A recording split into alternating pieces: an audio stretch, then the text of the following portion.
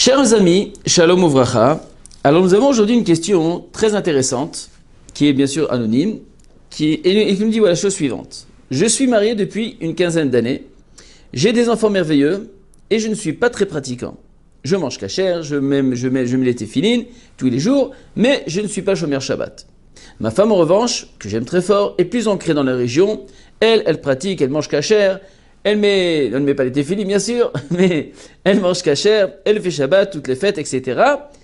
Et le problème, c'est que depuis déjà quelques années, elle a décidé toute seule d'attendre une semaine après ses règles, qui sont déjà très longues, environ 7 jours, avant tout rapport avec moi. Ça veut dire qu'elle a décidé de faire la Tarat HaMishpacha depuis déjà plusieurs années.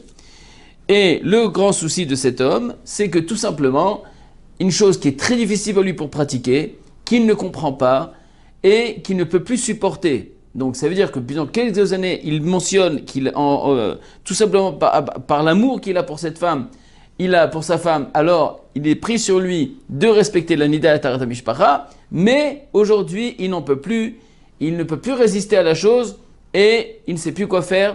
C'est une question de divorce. Il ne peut plus rester de cette façon-là, malgré qu'il aime sa femme. Il sait très bien qu'il y aura s'il divorce, alors les deux seront malheureux, mais il n'a plus le choix, il ne peut plus continuer de cette façon, il ne sait plus quoi faire, il est désespéré et il demande est-ce qu'il doit quitter sa femme ou alors rester souffrir jusqu'à la fin de sa vie. Alors c'est clair, d'avoir échangé que tout d'abord, qu'on n'a pas une mitzvah de souffrir dans un couple.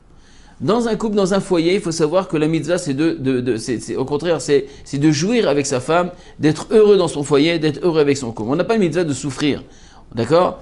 Et une chose qui est plus importante, comme il est rapporté dans le Parashat Kitavo, il y a marqué là-bas que toutes les malédictions et toutes les souffrances et tous les décrets que le peuple juif a pu subir dans l'histoire, c'est tout simplement Tachat Asher lo avad et Hashem elokecha besimcha betuv levav.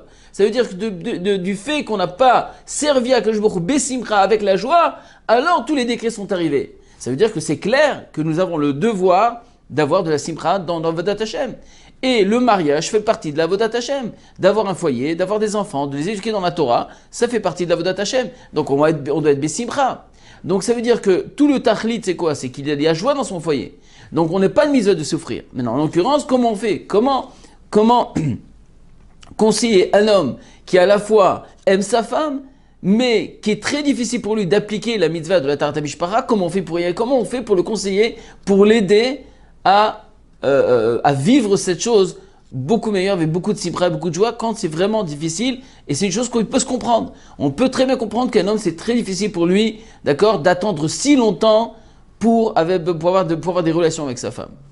Alors, tout d'abord, il faut savoir, contrairement à tout ce qu'on peut penser, via la Torah, à Kadosh Baruch Hu, dans la Torah, c'est le Talmud, c'est dans la Gemara aussi, il nous dit ça, que pourquoi Akadosh Baruch Hu a donné 7 jours de séparation, quand on parle de 7 jours de Nida, de Tarat de Nida, tout simplement, les Chaveva al-Ba'ala, Keyom achupatam. Ça veut dire que pour que l'homme puisse aimer encore mieux sa femme, pour qu'il puisse languir sa femme, pour que le couple puisse se languir l'un vers l'autre, d'accord? Comme le jour de la choupa, comme le moment de la choupa, alors il faut créer cette séparation. Et on va expliquer la chose. C'est qu'en vérité, une femme a besoin d'actes d'amour.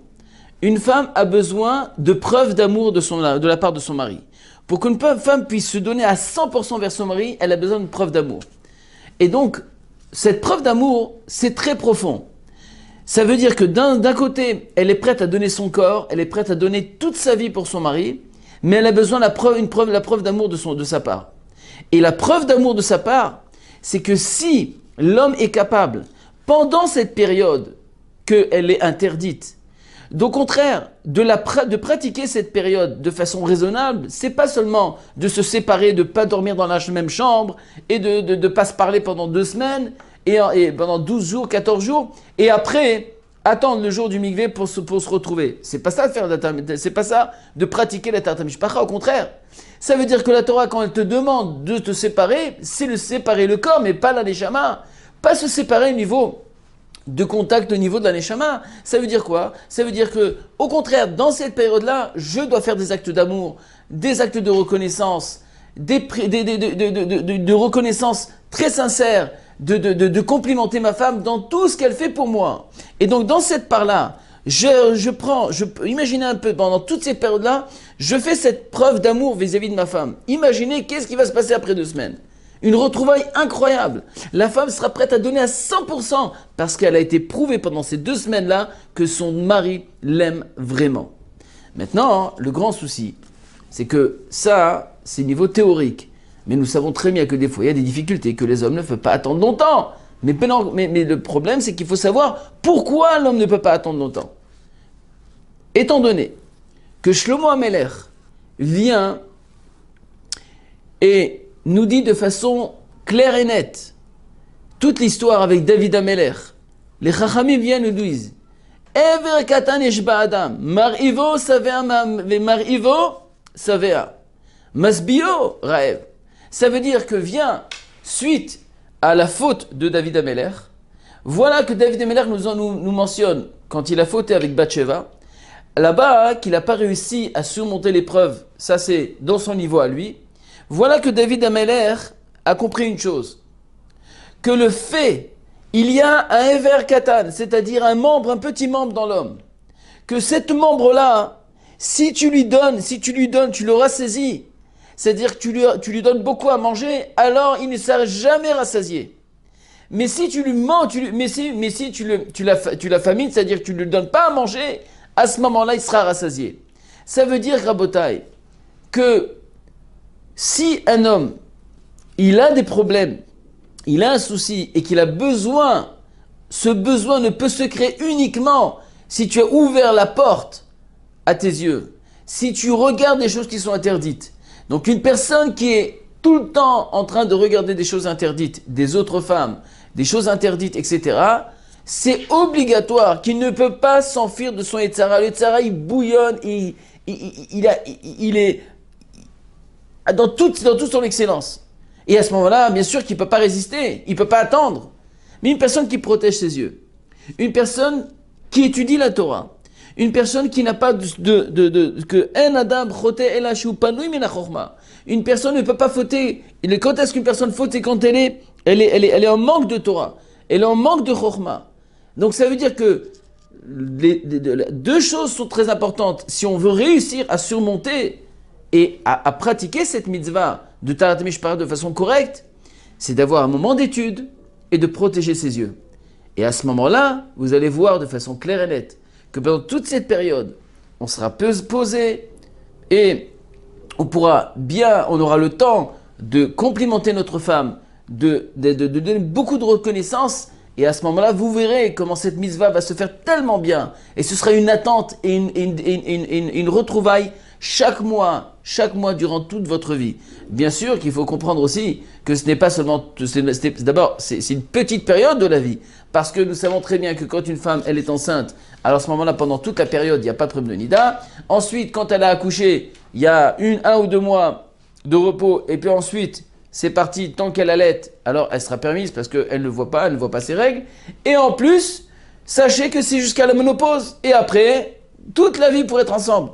Donc c'est dommage pour ce petit temps de travail, de preuve d'amour qu'Hachem a donné pour que le couple puisse tenir à long terme et pas à court terme. Alors, on manque le coche parce qu'on n'applique pas bien la mitzvah, ça c'est dommage. Donc, t'as amour ou kitov Hachem.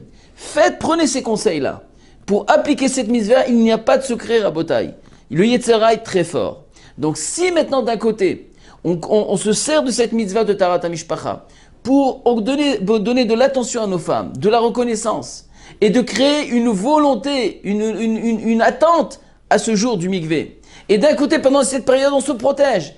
Pas seulement cette période, mais tout le temps.